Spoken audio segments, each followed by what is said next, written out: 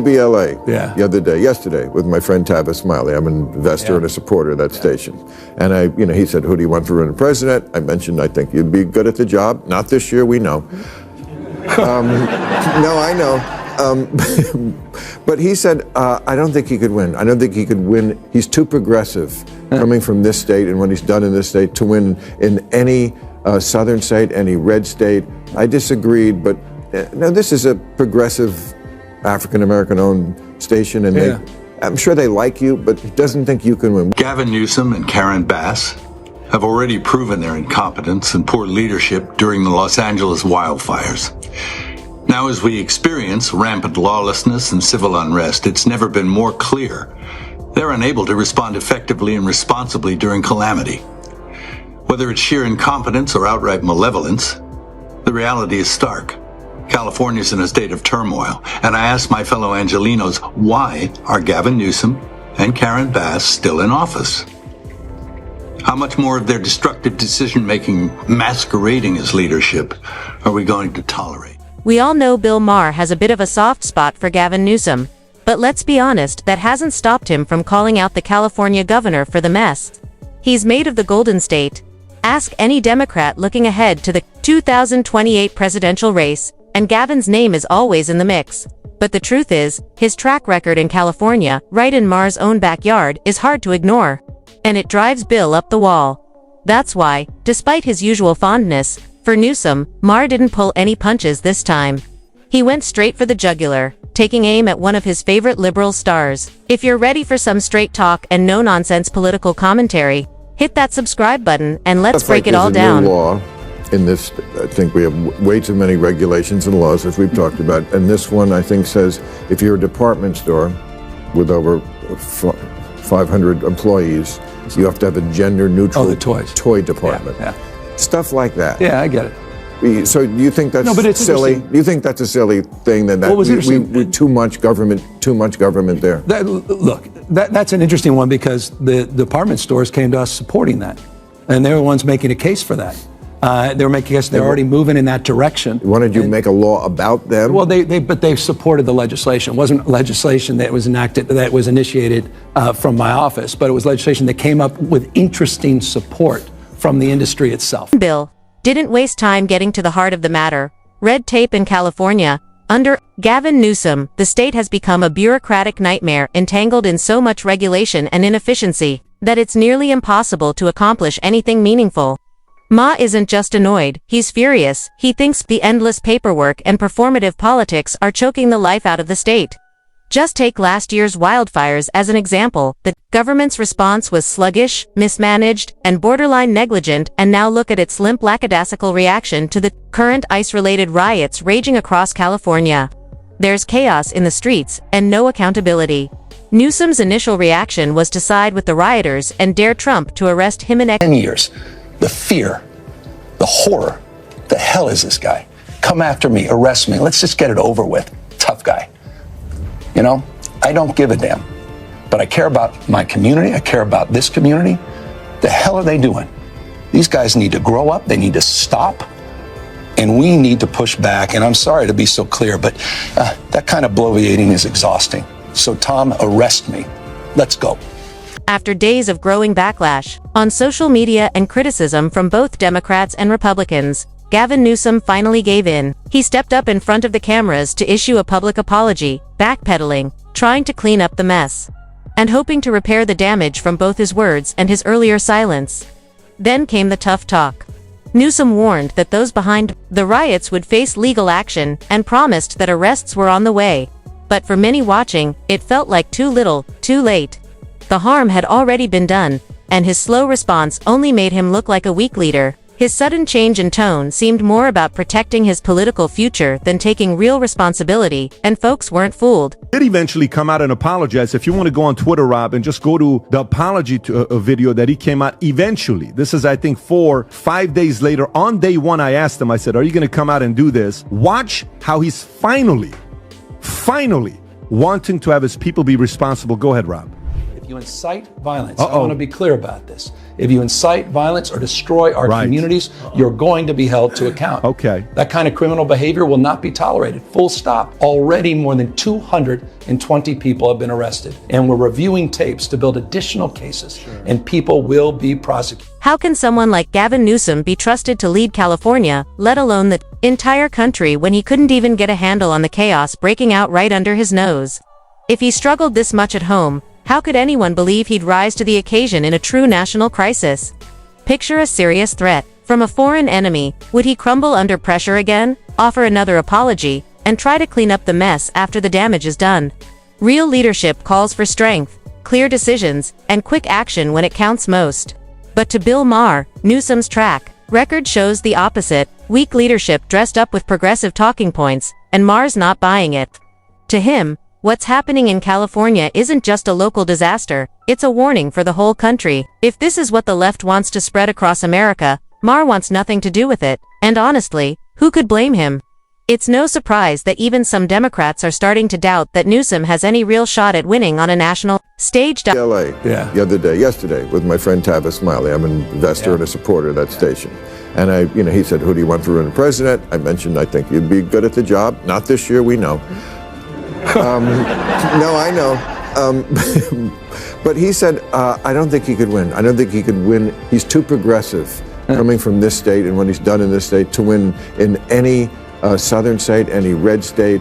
I disagreed, but this is a progressive African-American owned station, and I'm sure they like you, but he doesn't think you can. And here's the thing. I'm saying this as a black voter who's probably backed the Democratic Party my whole life, but I've got to be honest, Gavin Newsom wouldn't stand a chance. Not just because he leans too far left, but because he's simply not up to the job.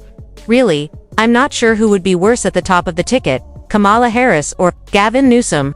Sure, Newsom spares us the confusing word salads Kamala's famous for. But let's face it, his handling of California has been a disaster. The economy's a mess, homelessness is out of control, crime is rising, and his leadership, completely out of touch. That doesn't exactly say commander-in-chief material.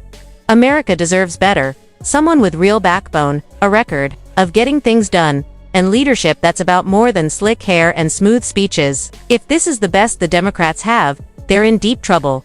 And it's not just me saying this. Plenty of folks are fed up with how Newsom is running the state. Even people like Mel Gibson have spoken out about it. Hyping it up, it doesn't seem to be an organic display of protest. That means that it doesn't have a constituency among regular people.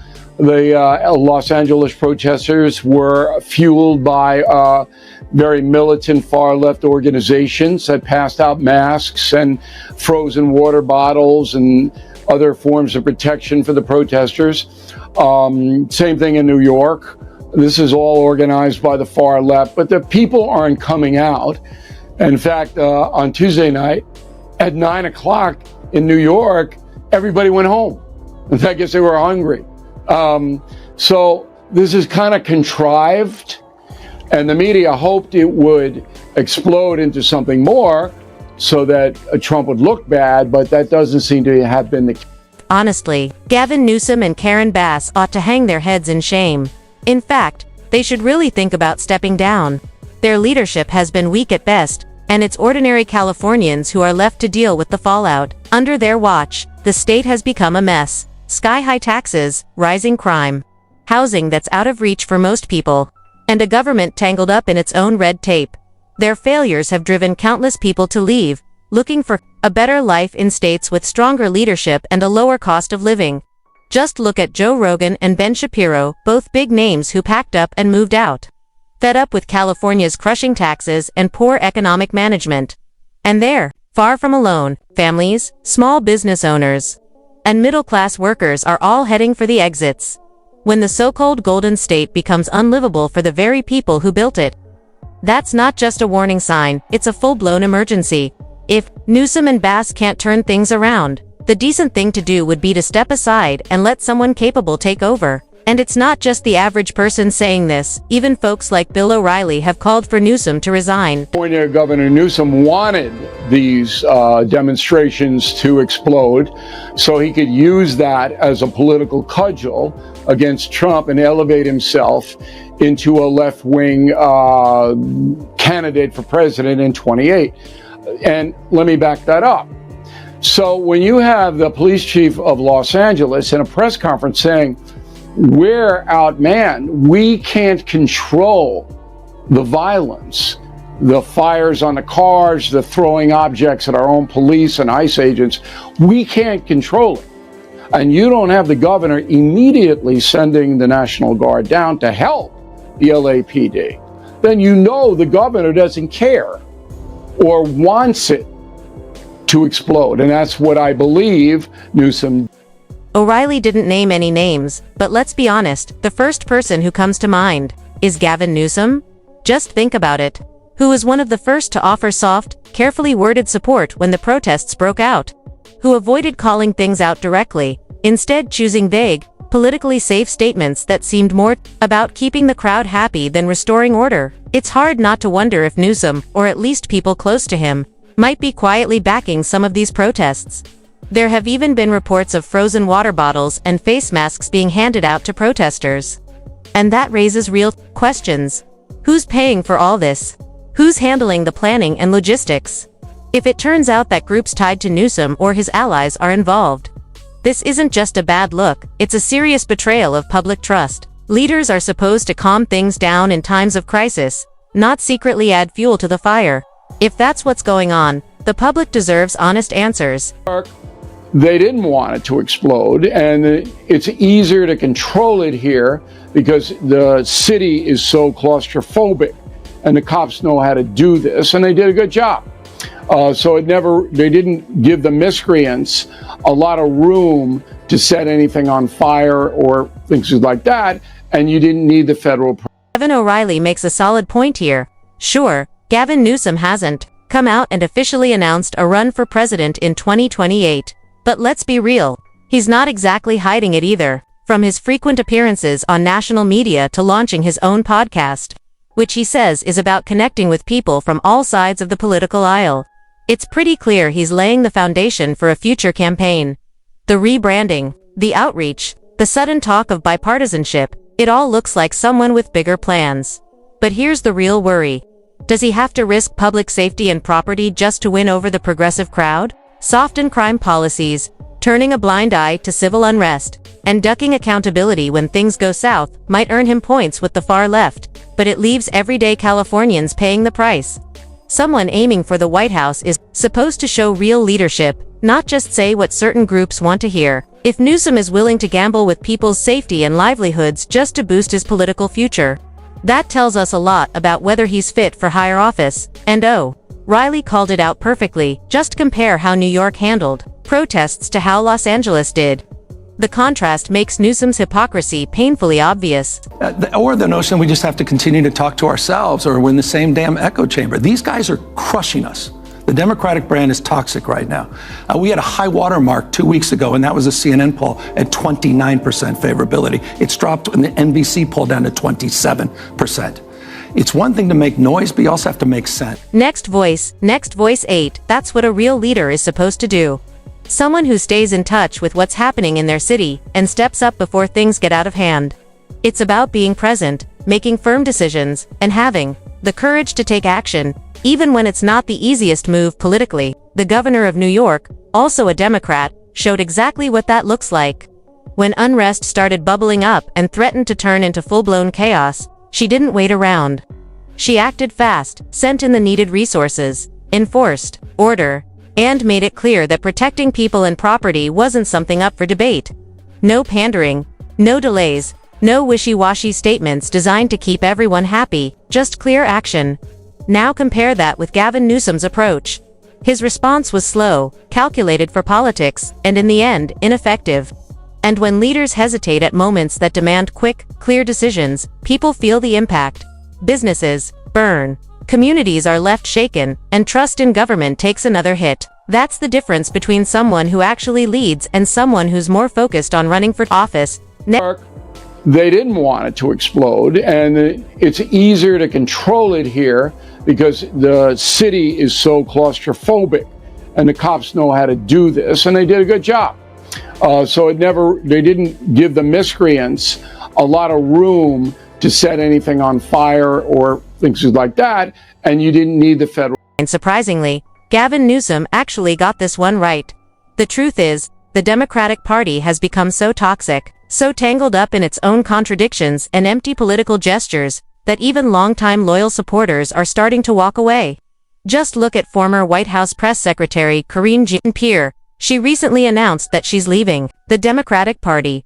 And while she didn't lay out all the details behind her decision, the message is clear. You don't step away from a party you once served at the highest level, unless something's seriously wrong.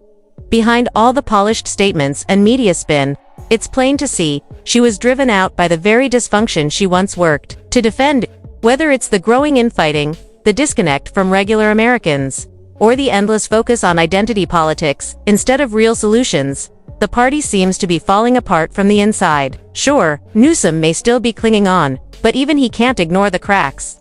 When insiders start bailing, it's not just a sign, it's a loud warning. And with that, we'll wrap up today's video. If you found this take eye-opening, be sure to hit that like button and subscribe for more honest commentary. Thanks for watching, and we'll see you in the next episode.